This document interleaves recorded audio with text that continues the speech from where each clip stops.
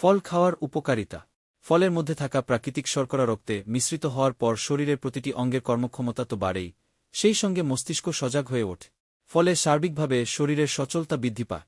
বেশিরভাগ ফলে উপস্থিত ভিটামিন সি, অ্যান্টিঅক্সিডেন্ট এবং অন্যান্য উপকারী উপাদান দেহের ভিতরের রোগ প্রতিরোধক শক্তি বাড়িয়ে দেয়। ফল আমাদের স্বাস্থ্যের জন্য খুবই উপকারী। প্রতিটি মানুষের প্রতিদিনের খাদ্য তালিকায় যেকোনো ধরনের একটি ফল অবশ্যই থাকা উচিত নিজের সুস্বাস্থ্যের জন্য। চলুন জেনে নেওয়া যাক প্রতিদিন ফল খাওয়ার দারুণ কিছু উপকারিতা।